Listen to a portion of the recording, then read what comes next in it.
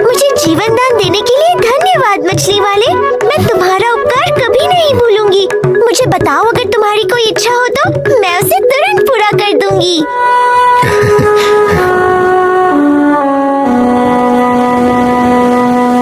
तुम बहुत भले हो मछली वाले। मैं समझ गई तुम्हें कुछ नहीं चाहिए, पर अगर तुम्हें कभी भी कुछ भी चाहिए हो तो समंदर किनारे आकर बोलना। ओ नन्ही सुनहरी मछली, ओ जल की रानी, आ जाओ जल स्तर पर, सुन लो मेरी कहानी, और मैं आ जाऊंगी, तुम्हारी इच्छा पूरी कर जाऊंगी। सुनते हो? चूल्हा जलाने के लिए लकड़ियाँ भी खत्म हो गई है। शाम को वापस आते हुए लकड़ियाँ ले आना। भूल मत जाना, नहीं तो भूखे ही सोना पड़ेगा। लक्ष्मी को खाना बनाने के लिए लकड़ियाँ चाहिए। जाओ, ऐसा ही होगा। घर पर मिलेंगी लकड़ियाँ। घर लौटता हुआ सूरज इसी सोच में पड़ा था कि क्या सचमुच वो सुनहरी मछली अपना वचन निभा पाएगी। वो परेशान था कि अगर मछली ने अपना वचन नहीं निभाया तो पहले तो लक्ष्मी कभी उसकी बात पर विश्वास ही नहीं करेगी, और दूसरा वो उसके ऊपर बहुत चिल्लाएगी।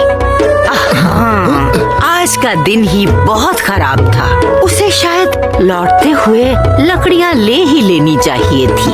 यही सब सोचते सोचते सूरज घर के पास आ गया। लेकिन जैसे ही घर पे उसकी नजर पड़ती है, वो देखता है कि घर के ठीक सामने लकड़ियों का अंबार लगा हुआ है। पहले तो उसे विश्वास ही नहीं होता, फिर वो खुशी के मारे नाचने ही लगता है। अरे ये तो कमाल हो गया। ओह, सचमुच लकड़ियाँ यहाँ हैं। लक्ष्मी, लक्ष्मी इधर आओ, देखो कितनी सारी लकड़ियाँ हैं यहाँ। ओ लक्ष्मी! क्या हुआ? बेसुरे गधे की तरह क्यों चिल्ला रहे हो? अरे ये देखो लक्ष्मी रानी, इतनी सारी लकड़ियाँ। तो क्या हुआ? पहली बार तो लकड़ियाँ नहीं लाए हो ना? हाँ, बस थोड़ी ज्यादा है।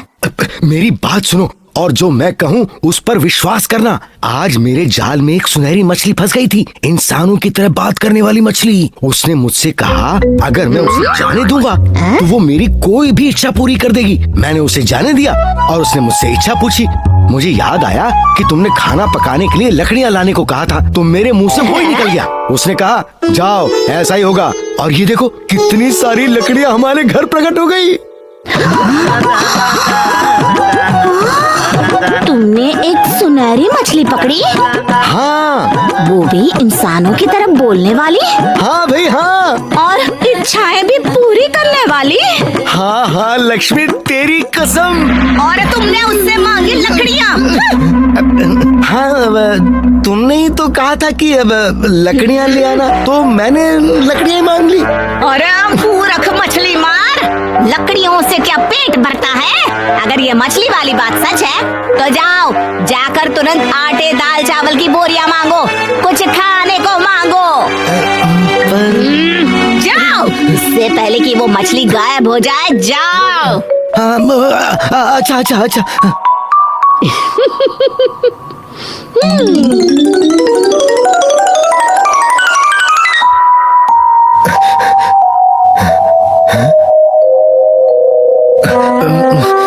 क्या कहा था मछली ने? ओ नन्ही सुनहरी मछली और जल की रानी, आ जाओ जल स्तर पर, सुन लो मेरी कहानी।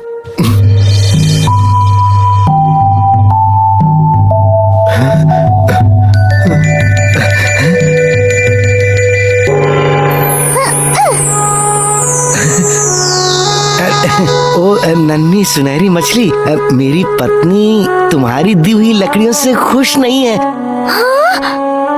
उसने कहा है कि उसे खाने का सामान भी चाहिए, दाल आटा चावल वगैरह।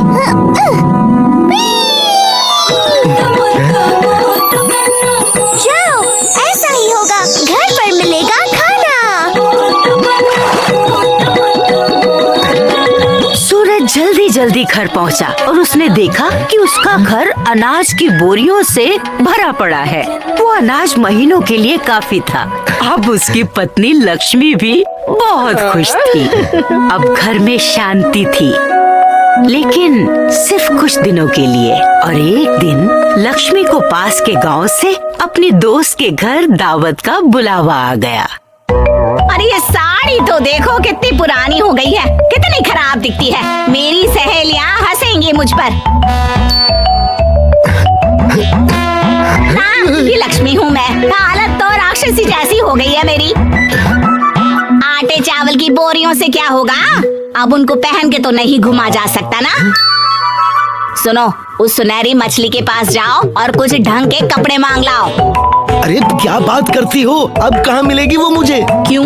उसने ही तो कहा था ना कि जब भी कोई इच्छा हो तो आके मांग लेना। तुम जाके कोशिश तो करो। अब तेल ही लगाते रहोगे या जाओगे भी? बस नाम की ही लक्ष्मी हूँ मैं। हालत तो राक्षसी जैसी हो गई है मेरी। अच्छा बाबा, जाता हूँ। अब तुमसे कोई बहस कर सकता है क्या?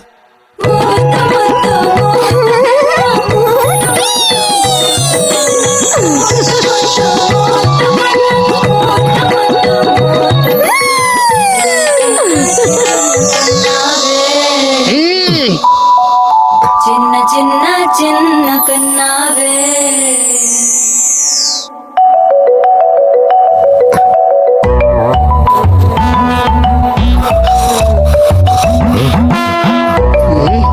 अजी सुनते हो? क्या? कौन? कहाँ? अरे मैं हूँ। मैं सोच रही थी क्या लाभ इन लकड़ियों का, पेट भर भोजन का, इन सुंदर कपड़ों का, जब हम ढंग से अपने घर में सो भी ना पाए। अरे कम से कम एक आलीशान घर तो होना ही चाहिए। जाओ उस मछली के पास और उसे कहो कि हमें एक सुंदर घर चाहिए। अब बस करो लक्ष्मी, अब मुझसे ये नहीं होगा। और क्यों नहीं होगा? तुम्हें सुनहरा मौका मिला है और तुम उसे गंवा रहे हो। सुनते हो या सोने का अभिनय कर रहे हो? हाँ? बस नाम की ही लक्ष्मी हूँ मैं। हालत तो मेरी राक्षसी जैसी हो गई है। तो क्या अभी चला जाऊं रात को? हाँ, अभी ही चले जाओ। अरे। तो रातों रात हमारा घर हवेली में बदल जाएगा। अरे मजा आ जाएगा।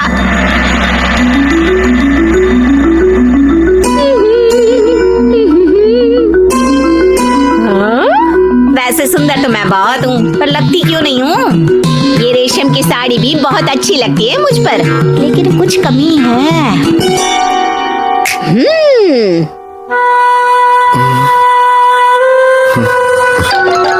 अरे उदास क्यों बैठे हो? सब मुफ्त में बिना मेहनत किए मिल जाए तो कुछ करने का मन ही नहीं करता। तो उदास ना बैठा रहूं तो क्या करूं? मैं बताती हूँ तुम्हें काम। तुरंत उस मछली के पास जाओ और उसे कहो कि सोने चांदी के गहने नहीं है मेरे पास। बस नाम की लक्ष्मी हूँ मैं। हालत तो मेरी। बस बस बहुत हो गया लक्ष्मी, अब मैं कभी उसके पास कुछ मांगने नहीं जाऊंगा।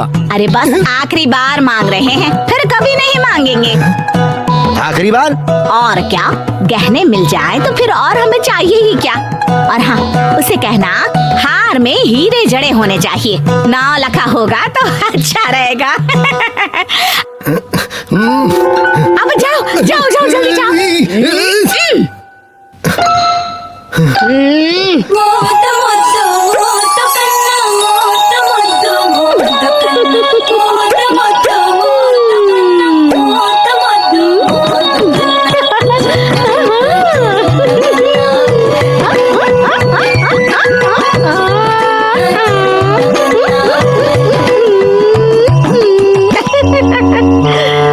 लक्ष्मी, इतनी सुंदर भी ना लगो, शीशा टूट जाएगा।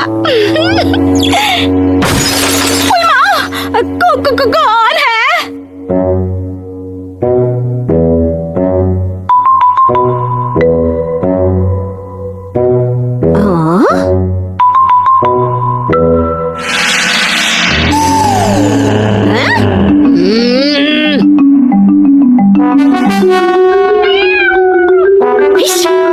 अरे भाग कलूटी बिल्ली।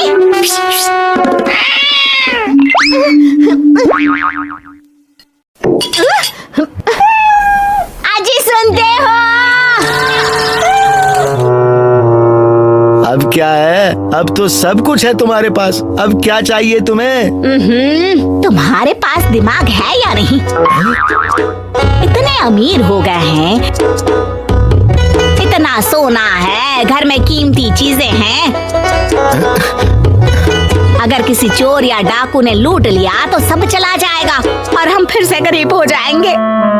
अरे बस नाम की लक्ष्मी हूँ मैं, हालत तो मेरी नहीं, अब तो मैं सेठानी हो गई हूँ। तो अब क्या करें? मैं बताती हूँ, तुम उस मछली के पास जाओ और उससे कहो कि वो मेरे लिए कोई ऐसा पहरेदार बनाए जो लंबा चौड़ा हो, बहुत खतरनाक हो, इतना डरावना हो कि जिसे देखते ही लोग डर के भागे। उसकी वजह से कोई मेरे घर के आसपास आने की और चोरी करने की हिम्मत भी ना करे। पर लक्ष्मी, ये हमारी सुरक्षा का सवाल है जी, ये तो तुम्हें मांगना ही पड़ेगा ना। जाओ, ये सेठानी का हुक्म है। इसका लालच तो बढ़ता ही जा रहा है। ठीक है, जाता हूँ, पर इस बार सच में आखिरी बार।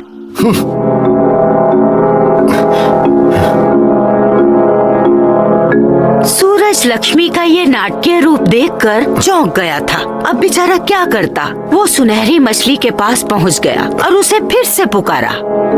ओ नन्ही सुनहरी मछली, ओ जल की रानी, आ जाओ जल स्तर पर, सुन लो मेरी कहानी।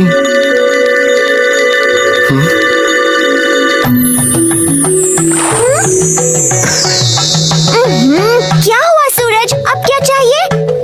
ओ नन्ही सुनहरी मछली, मैं नहीं आना चाहता था, पर मेरी पत्नी मुझे बार बार जबरदस्ती भेजती है। और ये शायद आखिरी बार है। मैं अपना घर बदल रही हूँ, यहाँ से दूर जा रही हूँ। तो बताओ, अब तुम्हारी पत्नी को क्या चाहिए? मेरी पत्नी ने कहा है कि तुम उसके लिए कोई ऐसा पहरेदार बना दो जो लंबा चौड़ा हो, बहुत खतरनाक हो, इतना डरावना हो कि जिसे देखते ही लोग डर के भागें। उसकी वजह से कोई घर के आसपास आने की और चोरी करने की हिम्मत भी ना करे।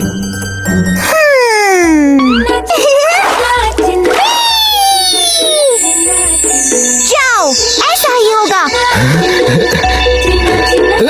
तुम्हें घर पर ही मिलेगा एक ऐसा पहरेदार जो लंबा,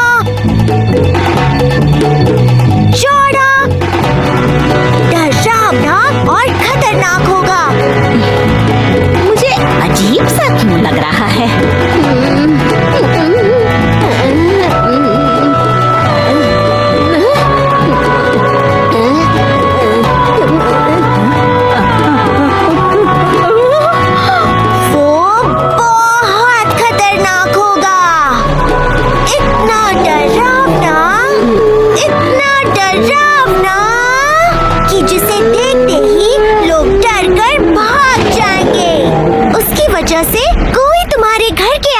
आने की और चोरी करने की हिम्मत भी नहीं करेगा।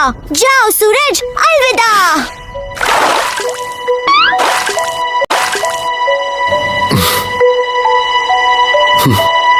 उसके बाद जानते हो क्या हुआ?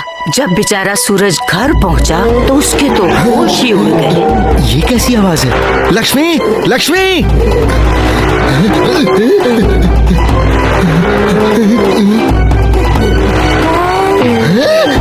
घर के सामने एक भयावह बड़े बड़े बालों वाली राक्षसी खड़ी थी, लंबी चौड़ी, लंबे लंबे दांत और नाखूनों वाली। उसके सर पर 2 सींग भी थे। राक्षसी,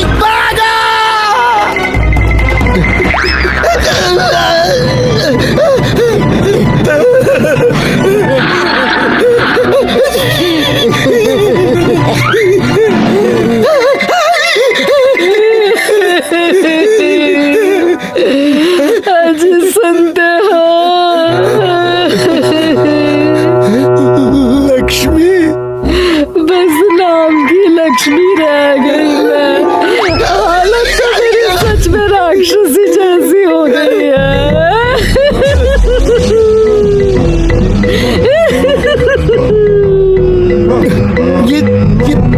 साथ कैसे? तुम्हारी सुनहरी मछली ने मेरे साथ धोखा किया। उसने मुझे सचमुच में एक राक्षसी बना दिया ताकि मेरे डर से कोई भी घर के आसपास ना आए। जाओ, जल्दी जाओ उस सुनहरी मछली के पास, यहाँ मत खड़े रहो। उसे कहना मुझे वापस पहले जैसा बना दे। अरे चाहे भले जो भी दिया है वो सब वापस ले ले। अरे जल्दी जाओ ना।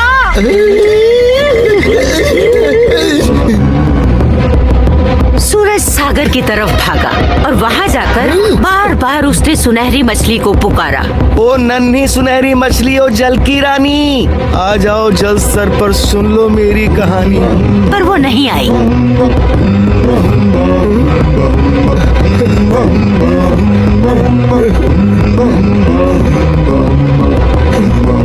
उसके बाद उस सुनहरी मछली और सूरज को किसी ने नहीं देखा। गांव के लोग अब उस घर के आसपास भी नहीं फटकते थे क्योंकि वहाँ खतरनाक राक्षसी जो रहती थी, एक धनवान लालची राक्षसी जिसका कोई दोस्त नहीं था। थी ना मजेदार कहानी? तो बताओ इस कहानी से क्या सीखने को मिलता है? बिल्कुल सही, लालच बुरी बला है और इसका कोई अंत नहीं। मेहनत से जो मिले चाहे कम ही क्यों ना हो वही अच्छा है। याद रखोगे ना?